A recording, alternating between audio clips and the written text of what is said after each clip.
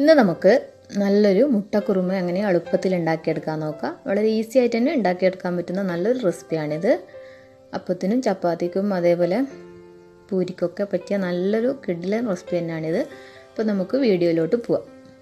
അപ്പോൾ അതിന് വേണ്ടി ആദ്യം തന്നെ ഒരു പാൻ അടുപ്പിലോട്ട് വെക്കുക. അതിലോട്ട് 2-3 ടേബിൾ സ്പൂൺ വെളിച്ചെണ്ണ ഒഴിച്ച് കൊടുക്കുക.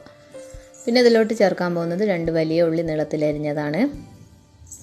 പിന്നെ ഈ ഒരു ഉള്ളി ഒന്ന് പെട്ടെന്ന് വാടി കിട്ടാൻ വേണ്ടിയിട്ട് ഞാൻ കുറച്ച് ഉപ്പും കൂടെ ചേർത്ത് കൊടുക്കുന്നുണ്ട്. പിന്നെ ഇതിലോട്ട് ചേർത്തത് ഇഞ്ചി വെളുത്തുള്ളിയാണ്. ഒരു 3-4 വെളുത്തുള്ളിയും അതേപോലെ ചെറിയൊരു കഷ്ണം ഇഞ്ചിയും കൂടെ ചതച്ചെടുത്തതാണിത്. ഇതും കൂടെ ഇട്ട് നന്നായിട്ടൊന്ന് വാട്ടിയെടുക്കണം. ഈ ഇഞ്ചിയുടെയും വെളുത്തുള്ളിയുടെയും പച്ചമണവും മാറിക്കിട്ടണം. അതേപോലെ ഈ ഉള്ളി ഒന്ന് നന്നായിട്ടൊന്ന് സോഫ്റ്റായി വരികയും ചെയ്യണം. അപ്പോൾ അതിന് വേണ്ടിയിട്ട് നമുക്കിതൊന്ന് വാട്ടിയെടുക്കാം.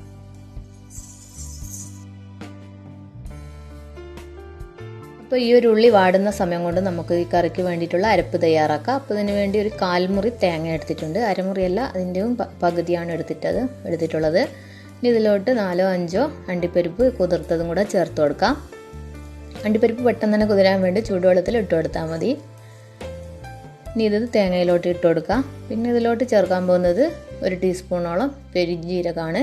1 ടീസ്പൂൺ അല്ല 3/4 ടീസ്പൂണോളം ചേർത്ത് കൊടുത്താൽ മതി. ഇനി ഇത് നമുക്ക് നന്നായിട്ടൊന്ന് അരച്ചെടുക്കണം. അപ്പോൾ തേങ്ങയുടെ മുകൾ ഭാഗം വരെ എത്തുന്ന രീതിയിൽ വെള്ളം ഒഴിച്ചു കൊടുത്ത് നല്ല ഫൈനായിട്ടൊന്ന് അരച്ചെടുക്കാം. അപ്പോൾ നമ്മൾ അരച്ചതൊന്ന് മാറ്റി വെച്ച് കൊടുക്കാം. അതിനുശേഷം നമ്മൾ ഉള്ളി ഇവിടെ നന്നായിട്ട് തന്നെ വാടി വന്നിട്ടുണ്ട്. ഇനി ഇതിലോട്ട് ഒരു ചെറിയ തക്കാളി കട്ട് ചെയ്തത് ചേർത്ത് കൊടുക്കുക. അതേപോലെ 4-5 പച്ചമുളകും കൂടെ കീറിയിട്ടതും കൂടെ ചേർത്ത് കൊടുക്കുക.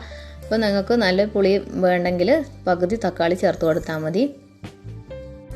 പെട്ടെന്ന് വാടി കിട്ടാൻ വേണ്ടി നമുക്കിതൊന്ന് അടച്ച് വെക്കാം. അപ്പോഴേക്കും നമ്മൾ തക്കാളി ഇവിടെ ചെറുതായിട്ടൊന്ന് സോഫ്റ്റായി വന്നിട്ടുണ്ട്.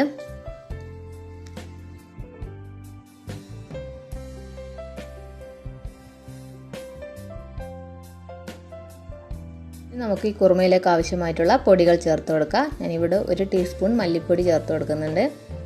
അതേപോലെ 1/2 ടീസ്പൂൺ ഗരം മസാല, അതേപോലെ തന്നെ 1 ടീസ്പൂൺ കുരുമുളക് പൊടിച്ചതും കൂടെ ചേർത്ത് കൊടുക്കുന്നുണ്ട്. നല്ല ഫൈനായിട്ട് പൊടിച്ചത് ചേർക്കണ്ട, കുറച്ച് തരിതരിപ്പോട് കൂടി കുരുമുളക് പൊടിച്ചതാണ് ചേർത്ത് കൊടുക്കേണ്ടത്. അപ്പോൾ അതാണ് നമ്മൾ കറിക്ക് നല്ലൊരു ഫ്ലേവർ തരിക. ഇനി ഈ പൊടികളുടെ പച്ചമുളക് ജസ്റ്റ് ഒന്ന് മാറാൻ വേണ്ടിയിട്ട് ജസ്റ്റ് ഇതേപോലെ ഒന്ന് വഴറ്റിയെടുക്കാം.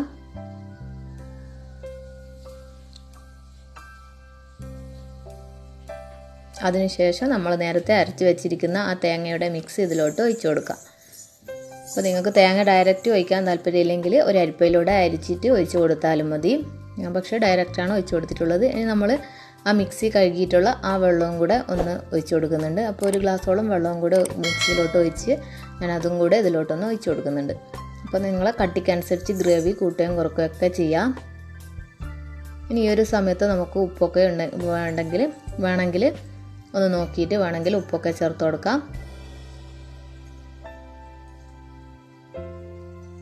അതേപോലെ എരിവ് പോരെങ്കിൽ നമുക്ക് കുറച്ചും കൂടെ കുരുമുളക് പൊടിയും ഈ ഒരു സമയത്ത് തന്നെ ചേർത്ത് കൊടുക്കാം. അതിനുശേഷം നമ്മൾ ഈ ഗ്രേവി ഒന്നിങ്ങനെ തിളച്ച് വരുന്ന സമയത്ത് നമുക്ക് ഇതിലോട്ട് മുട്ട ചേർത്ത് കൊടുക്കാം. അപ്പോൾ പുഴുങ്ങിയ മുട്ടയാണ് ചേർത്ത് കൊടുക്കുന്നത്. അപ്പോൾ ഞാനിവിടെ 3 മുട്ട കട്ട് ചെയ്ത് എടുത്തതാണ് ഇത്. അപ്പോൾ ഈ ഒരു ഗ്രേവി നമുക്കൊരു 6 മുട്ടക്കൊക്കെ മതിയാവും. അപ്പോൾ ഞാനിവിടെ 3 മുട്ട എടുത്തിട്ടുള്ളൂ. ഇനി ഇതൊന്ന് ഈ മുട്ട ഇട്ട് കൊടുത്ത് ഒന്ന് നന്നായിട്ട് തന്നെ ഒന്ന് തിളപ്പിച്ചെടുക്കണം. എന്നിട്ട് വേണമെങ്കിൽ കുറച്ച് മല്ലിയിലയോ അല്ലെങ്കിൽ കറിവേപ്പിലയോ ചേർത്ത് കൊടുക്കാം. അപ്പോൾ ഇത്രയേ ഉള്ളൂ നമ്മളെ മുട്ടക്കുറുമ. പെട്ടെന്ന് തന്നെ ഉണ്ടാക്കിയെടുക്കാനും പറ്റും, അതേപോലെ നല്ലൊരു ടേസ്റ്റുമാണ്. അപ്പോൾ എന്തായാലും നിങ്ങളൊന്ന് ഇതേപോലെ ഒന്ന് കണ്ടിട്ടൊന്ന് ട്രൈ ചെയ്ത് നോക്കുക. വളരെ ഈസി ആയിട്ട് തന്നെ ഉണ്ടാക്കിയെടുക്കാൻ പറ്റുന്നതാണ്. കുട്ടികൾക്കും മുതിർന്നവർക്കൊക്കെ ഒരുപോലെ ഇഷ്ടമാകുന്ന നല്ലൊരു കറിയുടെ റെസിപ്പി തന്നെയാണിത്. അപ്പോൾ എന്തായാലും നിങ്ങളിതൊന്ന് ട്രൈ ചെയ്ത് നോക്കുക. ട്രൈ ചെയ്തിട്ട് ഇതിൻ്റെ കമൻറ്റൊക്കെ അറിയിക്കുക. അതേപോലെ ഫ്രണ്ട്സിനും റിലേറ്റീവ്സിനും ഒക്കെ ഒന്ന് ഷെയർ ചെയ്ത് കൊടുക്കുക. സബ്സ്ക്രൈബ് ചെയ്യാത്ത ആരെങ്കിലും എൻ്റെ ഈ ചാനൽ കാണുന്നുണ്ടെങ്കിൽ സബ്സ്ക്രൈബും ചെയ്യുക.